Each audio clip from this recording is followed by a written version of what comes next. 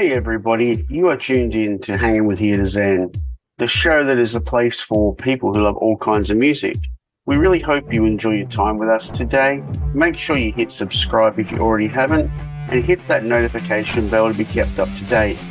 We would love to hear from you over on our social media platforms, so just search Here to Zen and you'll find us. Lastly, could you leave us a review on Apple Podcasts, Spotify or Google Podcasts, or wherever you're going to be tuning in from? Those reviews help other people to find us, so we appreciate the reviews and the support. Thanks so much for tuning in.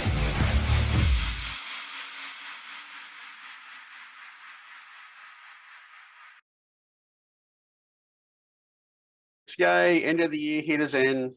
Woo, we made it. Four Nobody of us died. Nobody died. I was actually going to do like a death pool, but I thought that was a bit too morbid. But, I shouldn't be laughing at that. but you wouldn't put it past us, would you? No, you wouldn't. Not at all. No, but we're here to discuss more of our bests than worsts. I don't really have any worsts. There was one gig that we went to that was our worst, but we just walked out. So it's 3 songs in. See you later. Beautiful. He shall remain nameless. We're not giving him publicity. We're just going to have a chat. We're going to go around, talk about what we all dug from this year, what we're looking forward to next year. There's heaps coming up next year. So do we want to start with music? Yeah. Okay, yeah. Kurt, what was some of your ones for the year? Well, I had like top 5 albums. Yeah, I did 5. For this year. And if anybody knows me, they're very, very easy to work out. I really enjoyed the new Slipknot album, The End So Far. Yep. Or The End For Now, depending on which copy of the vinyl you got. That's a fun one. Yeah, they stick it over the titles because they changed the title right at the last minute. So, because apparently everybody thought that Slipknot was breaking up. Yeah, and Slipknot really liked money, so they wanted to put the kibosh on that nice and quick. My feelings on Ghosts in Paris still stand from our chat that we had back in March, where that album still just stops dead in the middle for me. But I find myself re-listening to that album all the time, and the highs are so incredibly high on it that it does it's such a great album. It definitely made my top 5 for the year. So that's what else have you got? Really loved, no surprise again, Ailstorm's 7th Rum of a 7th Rum. Easily the best album that they've done as far as a band that is basically just a colossal piss take. Absolutely outstanding. Some of their best musical work and writing that they've ever done. Really, really good. So for those that don't know, Ailstorm's like a pirate Steel Panther. Yeah, it's probably the easiest way you could describe it. It's a bunch of Scottish guys that just want an excuse to go "ar" a lot in music. It's awesome. I also really enjoyed, and he's only just dropped it. Australian comedy musician Tom Cardy dropped his album "Big Dumb Idiot," and he does a lot of TikTok music, real short form songs. Does full length songs as well. Basically, if Tenacious D lived at Bondi Beach is kind of where you're at with that one. Really good musicality, catchy as fuck. I haven't taken it off my Spotify for the last 4 weeks or so. Like he's done a couple of a Bogan Jack Black. Yeah, if Jack Black was addicted to ketamine, I guess. It's a ride. If you ever want to check out just some weird fucking music, absolutely worth the look with that. Really, really good and Australian. So, that's pretty great. I don't think his stuff can ever tour just because of the form that he does. Yep. But yeah, it's really fun, really dumb. Big dumb album, Big Dumb Idiot. And my number 1 for the year is Crash Diet's Automaton, because that album blew me the fuck away and continues to blow me the fuck away. Really good album. It's a really, really solid album. They keep releasing, little short form or lyric videos for it. Great. Every time I listen to it, it's like hearing the album fresh again. It's really, really cool. Sweet. Rod, what about for you? What are your ones? I have slightly different taste to all those, but hey, that's what we're here for. Fair. Yeah. That's fair. So one I reviewed earlier in the year was Orianthe's Rock Candy album. Yeah. Great album. Very underrated, I think she is, especially here in Australia in our own country, right? So yeah, that was one. That was a really good listen. What else have we got? We got Slash, Miles Kennedy, Yep. and the Conspirators, obviously, for number 4. We reviewed that one at the start of the year, right? So Yeah. February That it was, came that was a out. good. God, Yeah. it feels great like episode. 6 years ago. I It feels know. like it's been around for a while. Yeah. Yeah. No, that was pretty cool. So that was the second one. Brian Adams. Yep. His album, which was called what? So Happy It Hurts. Yep. That was released earlier in the year. That was a return to form because I wasn't really happy with the last album he did, Shine a Light. There's probably 4 or 5 tracks on that that were all right, and then it sort of, lost its flavour halfway through for me. But the return to Mutt Lang and Jim Vallance writing as well was a big plus, I think, with this one. Yep. So that was a good one. Now, number 2 is actually a 3-part. 3 albums released at once. Yeah. You'll know who I'm talking about. Yeah, Todd Hallett's Canvas series. Oh yeah. Only picked those up this week. Yeah, quite an interesting mix there, right? You got the heavy album, the heavy canvas, and then the subtle coastal one, and then the cover of all the Frehley's Comet stuff. Is Frehley's Comet all acoustic? It is, yeah. Yeah. So Ooh. Different taste. There's only 7 tracks, but it's a real good listen for sure. So that came in at number 2, and the number 1 is one I've been waiting for 30 years. Was the Noiseworks album Evolution. That really blew me away when that came out last month. That is just top notch. I mean, some of those songs date back to 2008, right? Yeah. They'd recorded live and stuff, but never released in a studio format. So. Well, that's the thing. Mert and I got to see them like last month on the One Electric Day, and they were just flawless. Yeah. Oh, Magic. Yeah, that was a great gig, and it was a highlight for me to see Noiseworks. So I actually have never seen Noiseworks, and it was pretty fucking good. Yeah. It's just a shame they lost that 30-year period, right? With all the differences and whatnot. So and the fact that Stuart passed away a couple of years ago, but very Jack Jones sad. is a pretty good decent replacement, right? Yeah, for sure. So all right, Mert, what are you up for? Look, I got a mixture of stuff, and I guess that some of that stuff you got me to review, which is really good. It means I'm going to stop being lazy and listen to stuff properly. So my attention span these days is not real flash. I get very bored with music. It's got to really hold my attention, like a Netflix series. Yeah. So in a particular order, I guess. So I would have to say the Ghost album. I'm not going to rate it as number 1. I think you're right, Kurt. It lost a little bit of its love for me. I keep listening to the drum machine. It's driving me nuts now. I don't know why he did a drum machine. I really don't. But that's the only thing that really is picky about that album. But you're right, the highs are amazing. And I can't find a lot of lows apart from the drum machine. It's driving me crazy. But you know what? Top list on my Spotify playlist. So it's got to be a number 1 for me. The Danth album. Incredible. You got me to review that, Drew, and mate, I love that album. That is just fantastic. It's very original. It's heavy. It's melodic. It's got everything. With members of Hammerfall, Sabaton. The big guns of power metal. They put together with Martin E-Type Erickson. Such a great original album, in my opinion. That'll be my number 1. I'd say for number 1, Ghost or that. I have to say, geez, I don't know. It's a toss-up. Other things I really liked was the Visions of Atlantis. It reminded me of the early days of listening to a Halloween album, Keep It the 7 Keys. I sat there and listened to that. It was just, a bit of the pirate metal going on, Kurt. It was a bit of, it just made me listen to the album. There's so much going on. The drums are incredible. The vocals are incredible. The guitars are amazing. It was just European metal at its best. Really love that album. Look, other honourable mentions: Amon Amarth, The Great Heathen Army, Arch Enemy. So a lot of my stuff's heavy. For those who know me, I love Elton John, Robbie Williams, through to Slayer, through to death metal, through to black metal, through to anything. So my list this year is pretty much the heavier side. So Creator, Lamb of God, Arch Enemy, Soilwork, all top albums for this year for me. Cool. I'll go from 5 to 1. So I went with 4 from Slash and the Conspirators as my number 5. And I actually really didn't like it the first time I heard it, believe it or not. it sounded really dated in the production to me, but then when you understand where they were coming from with the production, it makes a bunch of sense. And the more I listen to it now, the more I really appreciate not just the songs, but the fact that they not only crammed it into a short amount of time, they crammed it into having COVID in that time as well, and just slammed it out. It's a really good album. Fingers crossed we get another one. And then I went with Def Leppard, the Diamond Star Halos album.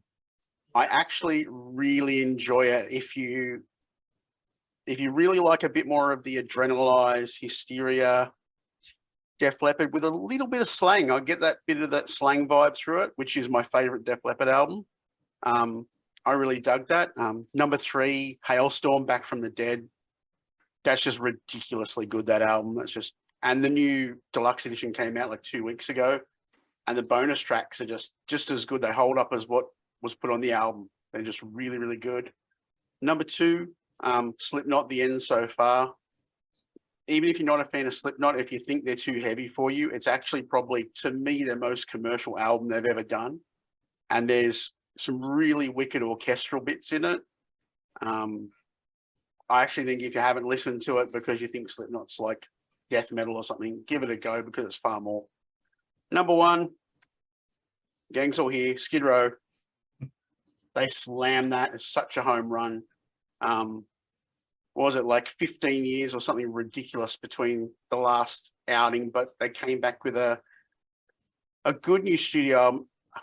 Fucking amazing singer. That guy can sing the phone book, like seriously top notch. The production's just stupid, like Nick Raskulinecz, you know, if you can get a handle on tweaking Rush and the Foo Fighters, you're going to be okay. And Skid Row certainly, I don't know what it was. It was just a really good mix of musical personalities and musical talent on that album. I still put it on, had it on the car today. I'm just like this. I just don't like the ballad. As not that I don't like it, but it's too fucking long, Snake. Yeah, for me, the Gang's All Here. You know, I'm disappointed they weren't here last month. Can't wait for May. But yeah, that's the one for me. Now, Rod's probably the only one that didn't get out to as many shows as the rest of us. I did 4 this year. Oh, also you've got top 4. Top 4, easy. So What were yours? it depends on how, I wouldn't rate them in any order. Yeah. So obviously we went to see Kiss twice. Yep. At Kudos, obviously here in Sydney, and just the experience of taking my 8-year-old at the time. Yep. She got a real kick out of it, and that was sort of more important to me than, you know, even seeing them myself, I think this time around probably. So obviously those 2 shows, and then we saw Keith Urban in December. I said to Andrew earlier in the year that the Kiss shows were probably going to be my last. Good. And didn't. Yeah, that didn't last long. That only lasted 3 months. So we did the 2 Keith Urban shows in Sydney as well. And I mean, what can you say? The guy just puts on a brilliant show, right? So good. You know, plays 2.5 hours, nearly 30 songs, you know, front to back, any album, you know. So he's just brilliant. Did he go into Rock and Roll All Night when you saw him? Yeah. So Yeah, no, I it was thought he would've. puts on a great show. So 2023, Rod, you've got to double your average. We need 8 shows in 2023. yeah, I reckon we could probably get there somehow. All right, Kurt, you're up, especially with your COVID special show. Yeah, so I mean, obviously number 1 was Kiss, because, you know, I came away with the official Kiss COVID. That was awesome. Love that. Absolutely fantastic. Just the greatest thing that could have possibly happened. And real surprisingly, this year I went to 1 gig because everybody else fucking cancelled. Yeah, they did Pretty much every other fucking band I had tickets for or was gonna go and see got postponed or cancelled. So yeah, that was fun. Good times. Kiss was good though. Did meet and greet with Kiss. You did do a meet and greet, and you know that's. Yeah. Who gave you the COVID? Which one of the 4? Oh, it absolutely wasn't any of the band, because they were much, much cleaner than most of the people in the crowd. We will say. We will say. We've all seen the crowd at the convention center. It is not a good crowd. No, definitely not. Official Kiss cooties. That's a different thing. Well, we know they're there too. Yeah. But Oh, how can I compete with that? Look, man, the Black Crows. Black Crows were incredible. So that was a class act. That was a class gig. Number one by far for me. But each of the bands I've sort of had the luxury of seeing this year are all different in what they do. So look, the Fozzy show, Buck Cherry were good. Fozzy, first time for Fozzy, they were great. Really enjoyed them. The DAD show at the zoo, that was really, really cool. Got to see a band that brought back so many memories when I was young, which was a long time ago. But that was really, really cool to see DAD. And a highlight, Drew, would be the Pierce Brothers. I think that was one of the most amazing, fun gigs I have ever seen and walked away from with a smile from ear to ear. Those guys had a blast. It's totally different music to what I would listen to, and I've listened to the CDs and I can't get into it. But that show, my God, what musicians, what artists, what showmen. It was awesome. So that was another one that was top of the list, along with, Under the Southern Stars, Cheap Trick, Temple Pilots, Tats, Electric Mary, Bush. Can't beat that. So all been pretty awesome shows. Yeah, that Pierce Brothers, for people that don't know, it's two brothers. I don't know how you describe it, Mert. It's like acoustic-y, it's like folk, it's a bit of rock, but there's got to be like 20 fucking instruments on the stage, seriously. Like, I think there actually is a kazoo up there too. And only two of them. But like, you'll have one of them hitting a kick drum while he's playing like something with his feet, other foot, and then playing a guitar lick and then picking up something else, and they just run around. It's not tracked. It's just all bullshit crazy. Yeah, it's one thing, when I was playing in bands, we always used to say to each other, look like you're having fun, even if you fuck up. You could play terribly all night and you could make the most amount of mistakes, but if you're smiling and having fun, no one gives a shit. And the Pierce Brothers were just having fucking fun all night, which made me smile it was just an amazing gig. So, it was one of the highlights. Yeah, they were great. For me, I love the Darkness show. They were fun. They were really fun. Surprisingly, Amy Shark. We got to see Amy Shark in a little venue up the Sunshine Coast. She's a full tilt rock star. She's actually Rod's second wife. Wife will kill me if you talk about her. Yeah, I know. But like, she was a rock star, and her engagement with every member of the crowd. So it's all ages. So you had little kids there, and her engagement with everyone was amazing. I can see why she's a superstar. I really can. Kiss on the Goldie, last quote unquote Kiss show in Australia until October 2023, in Melbourne. Yeah. I'm not going to Melbourne. So I've been told. Melbourne. Anyway, the apparent last Kiss show, to take all of my family there to shoot and like have all of us there in the one place as they just rained holy hell in an outdoor stadium was amazing. It was just an amazing experience. No matter how many times I've seen them, that will probably top it for me. It'll be my first ever show, and that one that I'll remember the most, just purely because of the connection.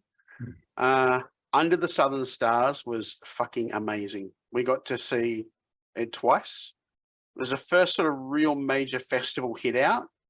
I know some people give McManus a bunch of shit, and sure, he might have done some mistakes in the past, but he really put his ass on the line for this festival. He could have given up after the 472nd postponement, but he kept going for 473. But he could have just walked away and said, fuck it, it's too hard. He didn't. And it paid off. I don't care what anyone thinks, it paid off. Every band was amazing. To get to see Cheap Trick, the loosest rock and roll band in the world. They are fucking loose, and they're so much fun. STP just owned it. Like, they owned it. I love Bush. Like, Haley loves Bush. They're her favorite band. They were great, but STP with their new singer Jeff just fucking owned the whole show. It was great to see our old friends in Electric Mary. They're great. The Tats are the Tats. They're just the same. You know, it's like they're like the McDonald's of rock and roll. Just you know what you're going to get. You know, and there's nothing wrong with that. Like Angry just delivers. Top notch band. Is great to see Paul DeMarco back on drums with them because he's just sort of like that Phil Rudd for Tats. What else for me? Actually, my number one is going to surprise a lot of people. Is Crowded House. Okay. We got to see Crowded House at Sirame in the winery there, and they were just stunning. You know, halfway through the show, they busted out Split End songs, which for me, growing up as a kid, as old as Mert, Split Ends were pretty big, late 70s, early 80s. You couldn't get past them, and, you know, they're just amazing. So for me, Crowded House, like that's a bucket list, not even just to shoot, but just to watch. It was a bucket list show. Are you that fucking old? Wow. Yeah, I'm feeling it. Man, can I just throw all in and be greedy? You mentioned The Darkness, but the Southern River Band, the Perth locals, a lot of fun. Really enjoyed them, and they're keeping a good eye on those guys. But yeah, lots of fun, and another band that really just had a blast supporting The Darkness. So yeah, well, we're talking about things we discovered this year. Southern River Band was my one. Everyone should check them out. They're a fun rock band. They just give no fucks. They just get up and do it. What was your discovery this year, Matt? I had the Southern River Band because they were so much fun, and probably obviously Damp, obviously new album, obviously not really a discovery, I guess, but yeah, and probably a little bit late getting into to Spirit Box. I'm really enjoying them at the moment and what they're releasing, so looking forward to seeing them next year at Knotfest. So yeah, probably those three things. So, but yeah, Southern River Band, they had a hell of a play on the Spotify. Yeah. What about for you, Kurt? What did you sort of discover this year? I rediscovered a band that's actually touring in the next month, which is really cool, which is the Norwegian glam rockers Wigwam. Yep. Because I decided to start watching DC's Peacemaker, which I'm a massive Marvel fan, but John Cena is very entertaining. And then that soundtrack is basically everything that I listened to. And I remember being into Wigwam back when they entered Eurovision in like 2005. And yeah, their most recent stuff really fucking kicks ass. It's awesome to sling back into them. And then a power pop band from the States called the Orion Experience is one that I found on Spotify and was like, okay, this song's pretty cool. And then ended up listening to like 5 hours of their back catalog, and they're really entertaining. It's very much Fountains of Wayne sort of power pop. So really fun sort of retro sound. Well, retro-ish. Something come up on my YouTube playlist about 3 weeks ago. A guy called Charlie on a Friday. I don't know if you guys have ever heard of him. He's a 19-year-old, supposedly a rap artist in the States, which he's not really. When you listen to his full album, there's a lot of, I don't know, Ed Sheeran type quality to it. He's got a song called After Hours, which has had 37 million hits on Spotify. I mean, I don't listen to Spotify, but that's pretty decent from what I understand, right? Yeah. You got 10 cents from that? Yeah, probably. Yeah, it's about right.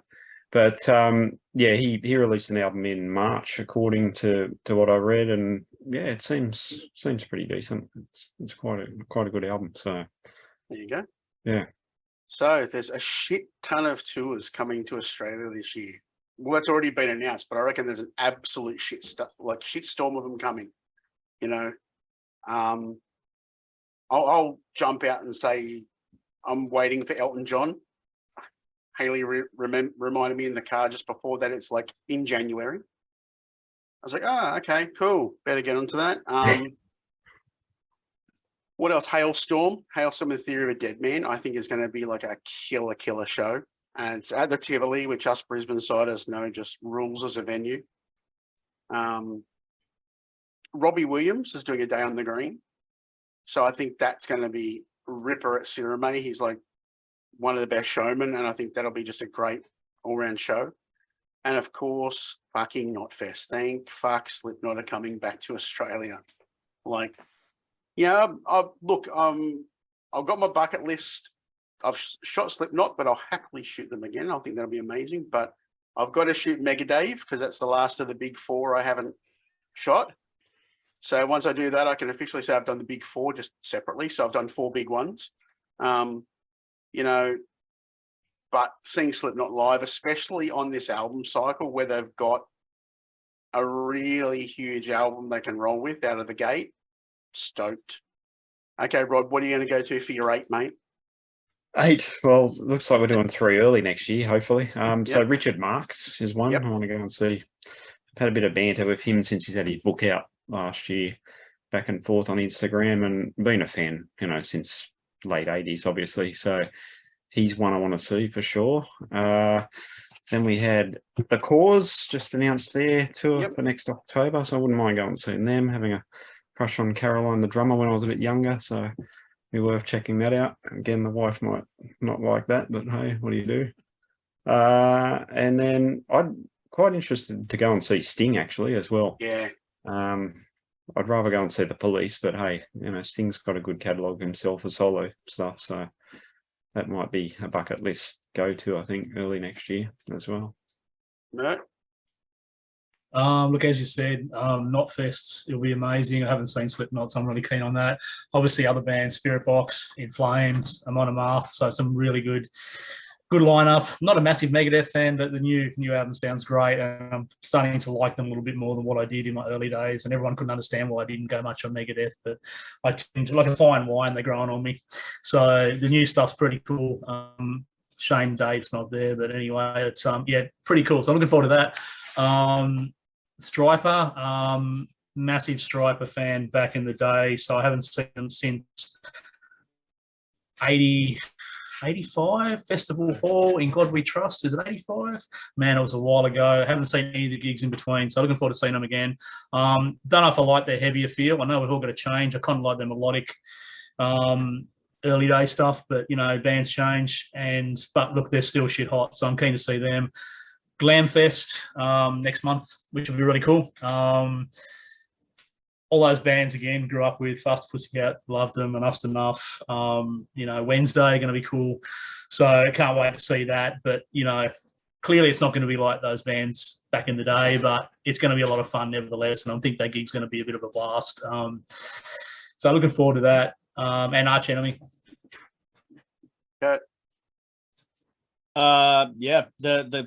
The rebooking of all the bands that I was supposed to go to in 2020 and then 2021 and then 2022. So Crash Diet touring in March, I think. They should be out here. Skid Row with Reckless Love, because I'm dying to see Reckless Love, which unfortunately is going to happen when I'm not in the country. Because fucking of course it is. So I'm going to be seeing in the same month, actually, I think almost the same day, I'm going to go and see Ghost in France because they're not making their way back here anytime soon, except they probably are. And then Lordi. So fuck yeah. Oh, wow. Lordi in Finland with Sabaton. So that won't suck. But yeah, super keen for Wigwam later on in January. That's going to be excellent. It's going to be a tiny gig, and I expect it to be really fun. And then yeah, fucking Knotfest. We get fucking Knotfest. It's just going to be excellent. I can't wait for that. I haven't seen Slipknot since the Grey Chapter tour, which when they were out here for 2016. Soundwave. May have been earlier than that. Oh, the Soundwave tour was 15. The Soundwave one, yeah. So, which was a hell of a show, but I'm keen to see another fucking festival with. It was. It might have been 17. They came after that because they played like Halloween in Brisbane. Yeah, which is pretty cool. yeah, and I didn't see that gig. Yeah, so yeah. How are you for time, Kurt? Yeah, half an hour. Oh yeah, okay. We can bore the shit out of people. We can keep talking. I'm sure. All right. There's like bucket list tours that everyone wants to see when they're coming. Like I really hope, even though they meant to retire, like every other band that retire, I hope we get the stadium tour with Motley and Def Leppard. But for fuck's sake, bring Poison. Yes. Just absolutely. Fucking bring Poison. Like every review from the States said they schooled every other band. And I'd love them to bring Classless Act, which is sort of, they've become a bit of a friend of the sites. We were on them early, thanks to their management record company. They're really cool. But yeah, like Poison haven't been here since the 80s. Yeah, They've got a very big following here too, right? Which is quite unusual that they haven't been here for that long, really. Well, there's these theories about how certain members in the band don't want to share the money properly. Right. Okay. There you go. Yeah, but like, I reckon, look, Motley and Def Leppard will do well. I think adding Poison for the nostalgia factor will tip it into like being able to play bigger venues. Yeah. And then for me, if I was going to actually add, because you're going to add an Aussie band, I'd actually add Airborne onto that because they're growing and growing and growing. And I think Airborne would be just a smart addition for it. For me, I'd actually like to see Pink tour because she's just a rock star. I don't care what anyone says. She just brings it. I'd love to see Five Finger Death Punch finally be allowed back in the country. We're hoping all their little visa issues clear up and they can come back this year. What else is it? I want to see Slash, but that's probably going to be early 2024. And based on the album from this year, I really wouldn't mind seeing Disturbed come down. That'd be cool. Probably even Disturbed and Death Punch together would be quite a pretty good bill. Mert, what about for you this year? Well, on my little list here, I had Poison as number one, so yeah, totally agree with that. A curveball with Merciful Fate or King Diamond. I don't see King Diamond ever coming to Australia, but I would love to see Merciful Fate. They're doing a lot of stuff in Europe, and there go the cats destroying the house. But anyway, sidetracked. Doing some good stuff in Europe and the States. So Merciful Fate will be awesome. Massive fan of King Diamond. Funny thing, my two favourite bands back in the day, back in the 80s, were Striper and King Diamond. Go figure. Anyway, Ghost, obviously, love to see Ghost come back. No doubt they will eventually, hopefully doing their own thing, which would be really cool. And I'd love to see Journey come to Australia and do a gig. I think that'll be amazing. So diverse artists there, but so that's my little wish list. I guess the two main guys in Journey would have to stop suing each other over an American Express card for that to happen. You're probably right. They're still in the band and suing each other.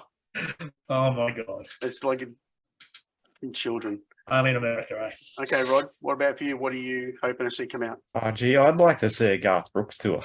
I would really like to see a Garth Brooks tour. That's the main attraction for me at this stage of bucket list artists that I haven't seen. He'd be number one probably. I'm going to go full scale country here and say Alan Jackson as well. I'd like to see him as well. They're probably the main two at the moment. Other ones that I like, I can't see them happening, so there's no point in even mentioning them, really. I don't think. You reckon Brian's going to come down? There's talk about a new album coming out, right? So, yeah, from what I hear, I think there's March or something, there's talk about a new album being released before it comes, so we'll see what happens. So besides Lordy, Kurt, who do you want to see in Australia? Yeah, Lordy, I always want to see, and it's not going to happen. I really want to see Blackie Lawless bring his Lost tour, the 40th anniversary tour, down under. I think that'd be fucking excellent. They're apparently they sounded great on this last tour, and that'd just be awesome to fucking see. I don't see it ever happening, but it'd be really nice. That'd be a lot of fun. I want to see Alice Cooper come back because I always want to see Alice Cooper come back. Yep. And it's been too long since I've seen an Alice show, and I want to see Tenacious D back in the country. Oh, that's I want to cool. see. It's been a long time since Tenacious D's played here, and they always put on a hell of a show. And I'd like to see a show sober for once. That would be really nice to see Tenacious D sober and actually remember seeing Tenacious D. So I'd say those ones are my main ones. Any of the other ones are absolute blue sky, and it's just there's no chance. So right, but at least Blackie's touring, maybe. Come on. Well, the one thing I liked about I've never been a Wasp fan. I know some of their stuff, but it's just not something I've been into. But I really love the fact that he came out and goes, yeah, I've got tracks behind me on stage doing certain things. It's not me. I sing, we play instruments, but we do have supplemental tracks. Because if we didn't have the supplemental tracks, it wouldn't tell the story of the song. When I interviewed Wednesday, with who I'm looking forward to at the Glam Fest, like he said, that was when that thing was going on about when that band lost their laptops and couldn't play a show. And he said, look, we have sound effects, we have everything, but if we lost our laptop, you still hear the song just without the supplemental stuff. So when it came to Blackie, I appreciated him coming out and going, this is how we do it. We do things so we can track the video and things like that. And I'm probably one of the rare people that actually doesn't give a fuck if something's on track. Like, if it'd be different if it was like every instrument and they were literally miming the entire show. I'd go, well, that's karaoke. But yep, Paul Stanley had backing tracks. Who gives a fuck? Yeah. Things get blown up. Whoopie fucking do. If Blackie wants to have supplemental tracks, bring it. And there's a lot of those bands that they need that sort of backing to it, because if you've got 4 dudes on stage playing instruments, there's only so much sound that can make. Yeah. Like, there's only so much you can fill with that sort of thing. But it's the same as having Kiss playing Beth. You can't have a drummer out there playing piano and expect it to sound like this huge orchestral thing. It just doesn't work. Exactly. And this thing, like, I know some people are really divided on that. For me, I go to a show to see a show. If there's going to be some supplemental things, whatever.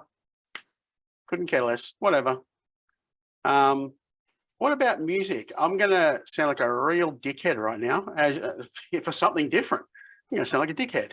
I actually want to hear Gene record a new solo album, but with his actual touring band.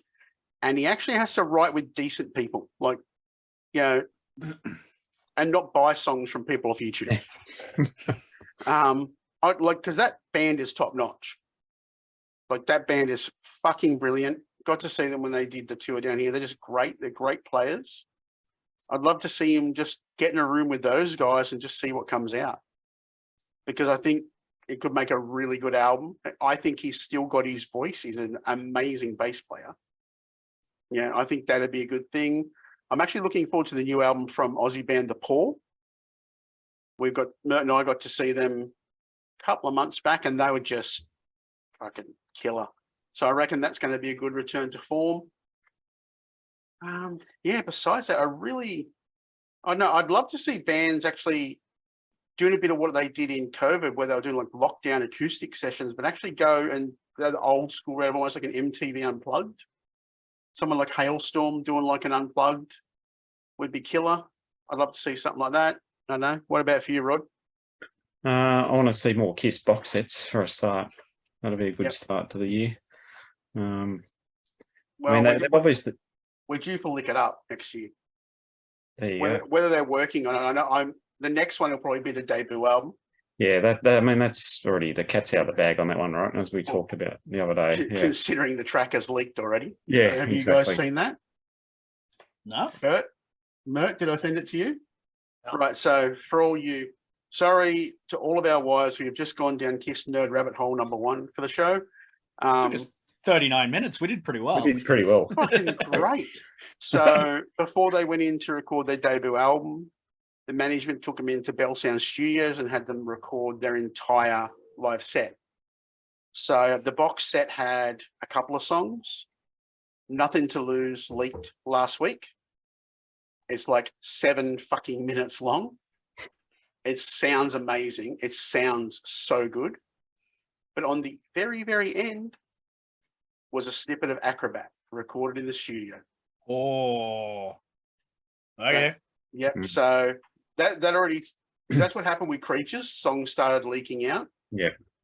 And then all of a sudden, oh, look, Creatures box set coming. Yeah. Well, I mean, another podcast already talked about it, right? So it's definitely what's on the cards, I think. Yeah.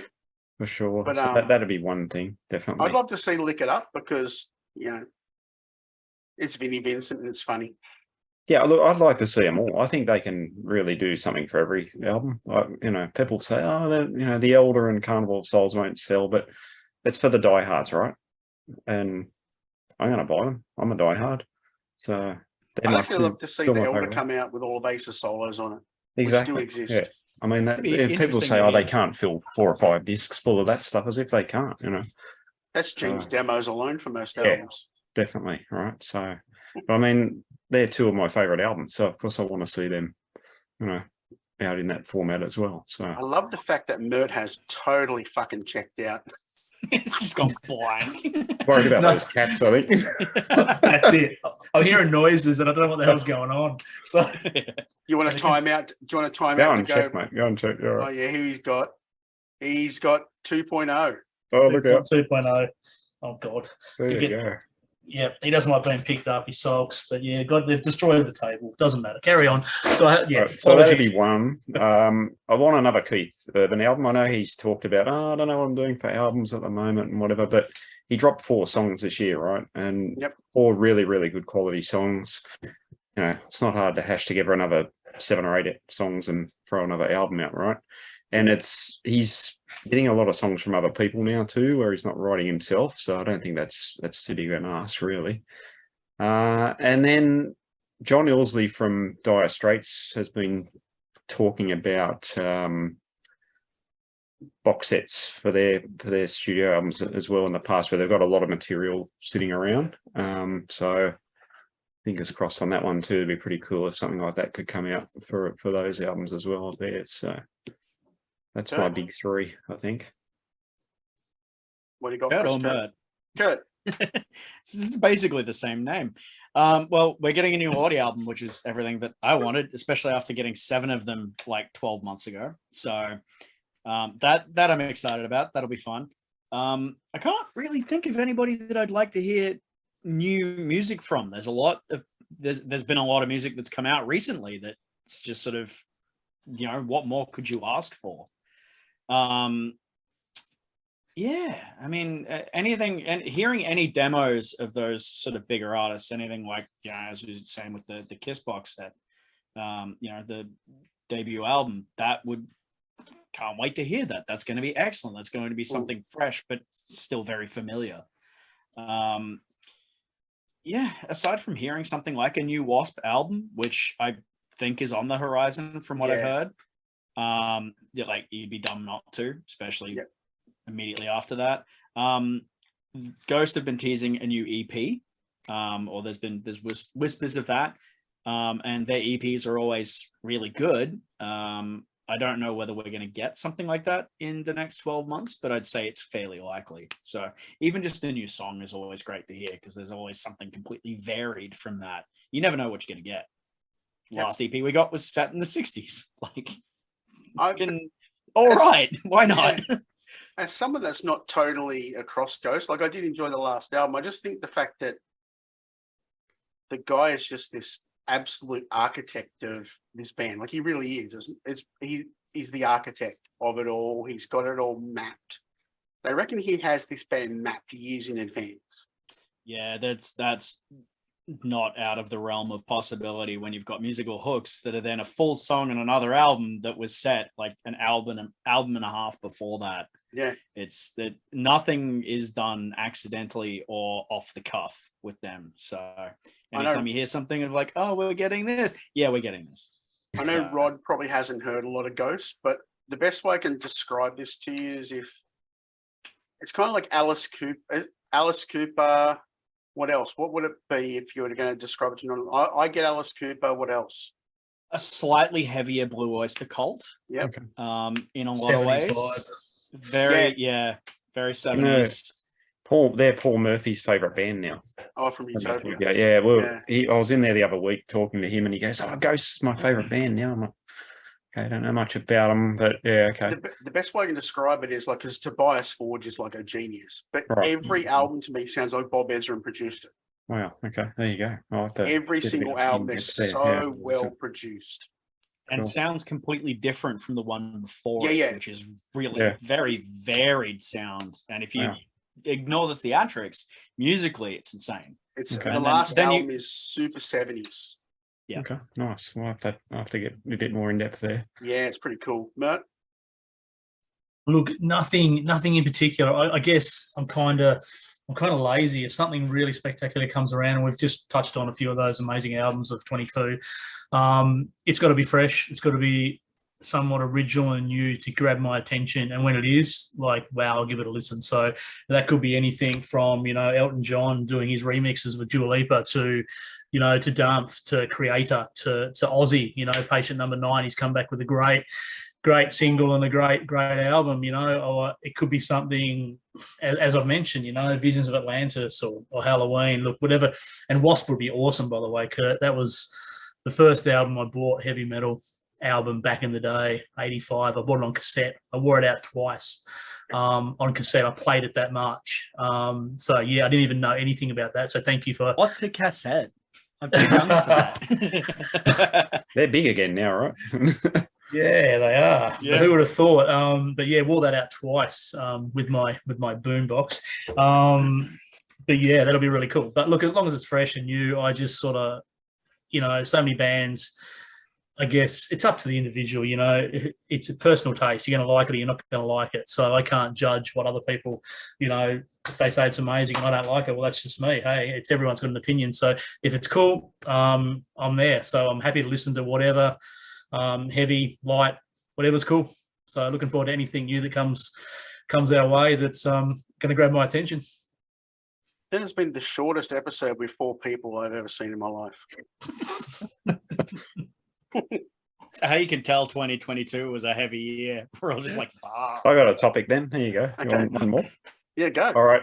A book by a musical artist, 23. Who would you want?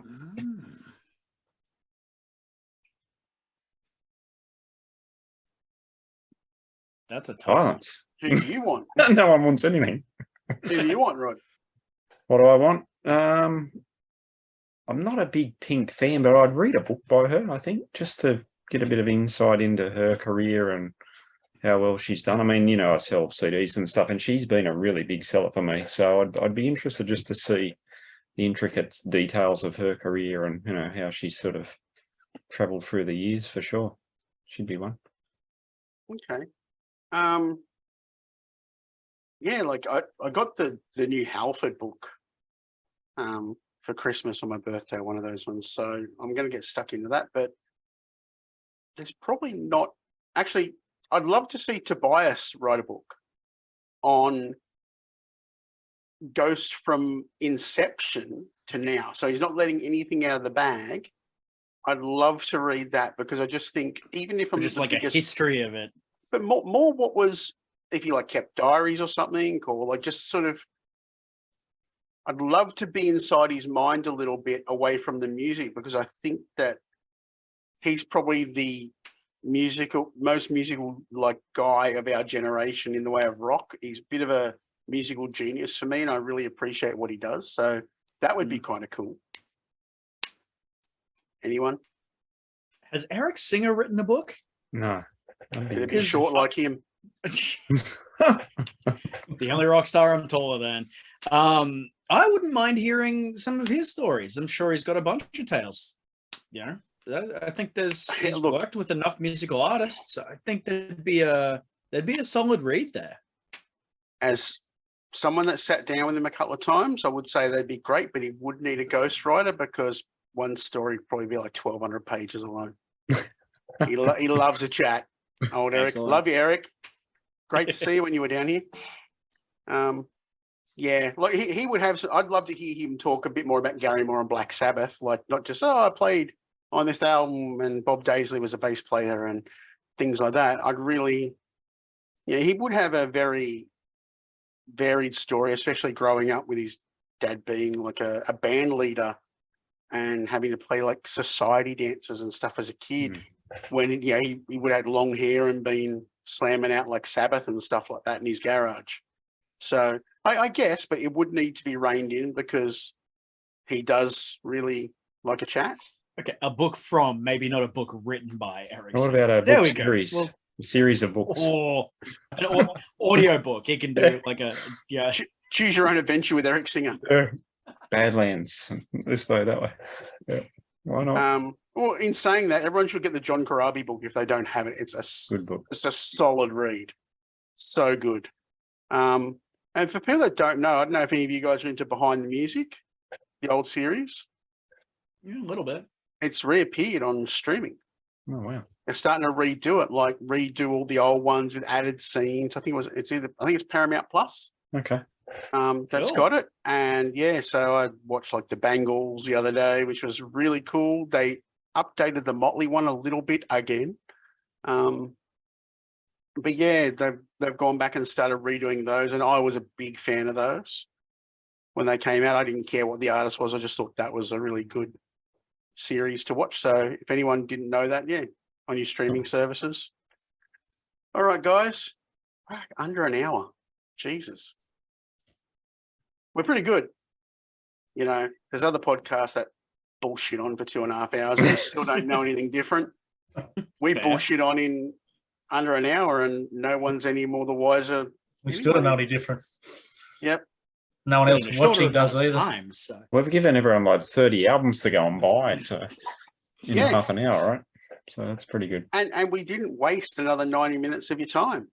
There you go. That's And our we- New Year's gift to you guys. Yeah, and we don't have a 6 times platinum album behind us for how many fucking viewers we've had. Who Anyway, needs a YouTube play button? yeah. By the way, like and subscribe.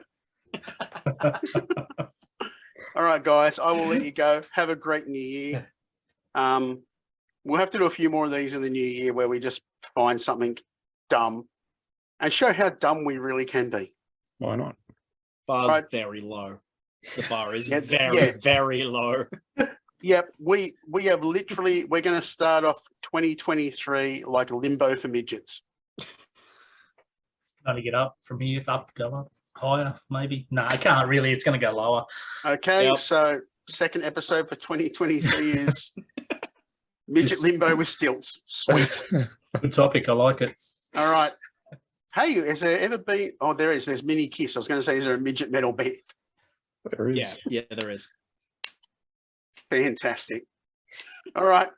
We have adequately given people brain aneurysms. Have a great night, everyone. Cheers, guys.